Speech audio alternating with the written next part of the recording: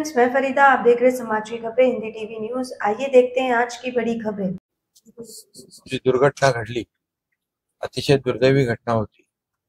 अनेक कुटुंब त्याच्यामध्ये मृत्युमुखी पडली आणि त्यावेळेस तात्काळ त्यांचा पुनर्वसनाचा विषय होता आणि पर्यायी व्यवस्थेचा विषय होता। पर्यायी व्यवस्था देखील सिडकोने चांगल्या प्रकारची केली होती आणि आता ही परमनंट जी घरं आहेत म्हणून मी बघायला स्वतः आलोय।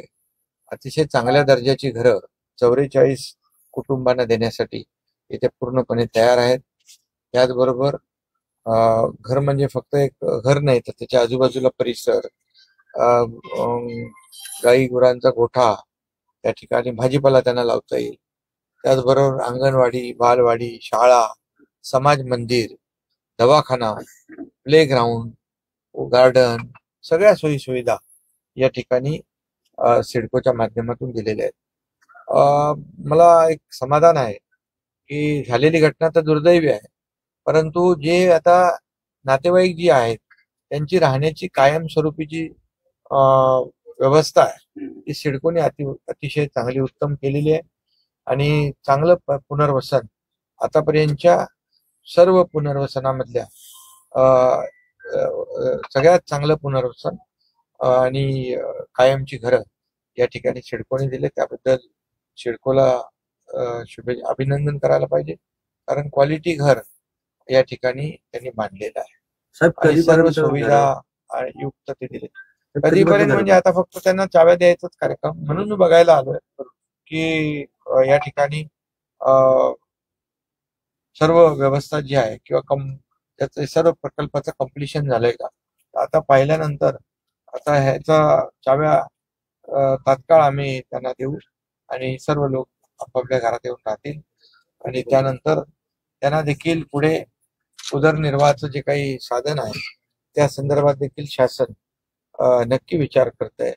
आता जी मुलं सुशिक्षित आहेत त्यांच्यासाठी आपले मुख्यमंत्री युवा प्रशिक्षण योजना आपण सुरू केली, त्या माध्यमातून देखील सिडकोच्या अधिकाऱ्यांना मी सूचना केलेल्या आहेत MD आणि आमच्या इथल्या सरपंच ताईंनी एक इथले महिला बचत गट आहे त्यांच्यासाठी देखील रोजगार उपलब्ध करून देण्याची विनंती केली आहे आणि नक्कीच उद्योग मंत्र्यांशी मी बोललोय आणि त्यांना देखील स्वतःच्या पायावर उभा राहण्याचा आणि स्वतःचा उद्योग करण्यासाठी जे काय आवश्यक पाठबळ पाहिजे ते देखील दिलं जाईल आणि जेणेकरून यांचा पूर्णपणे एक संपूर्णपणे या इर्शाळवाडीच्या लोकांना एकत्रित पुनर्वसन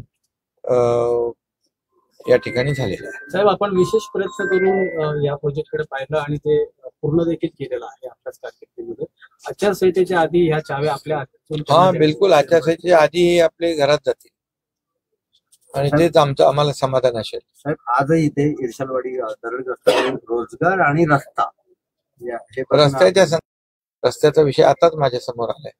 रस्ता देखील बांधला जाईल आणि रोजगाराच्या संदर्भात देखील मी संबंधितांना सूचना दिल्यात आणि जे काही करायचं ते नक्की सरकार। सर, रायगड जिल्ह्यामध्ये दरोड्याच्या घटना खूप घडतात, तर त्या पार्श्वभूमीवर आपण काय नाही आता तर जिल्हाधिकाऱ्यांना या म्हणजे पावसाच्या पूर्वीच आपण सांगितलं होतं की जे काही लँडस्लाइड प्रोन एरिया आहे त्याचे आयडेंटिफिकेशन करणं आणि त्यांना पर्यायी व्यवस्था, त्यांचं पुनर्वसन तात्काळ करणं अशा प्रकारच्या सूचना दिल्या होत्या।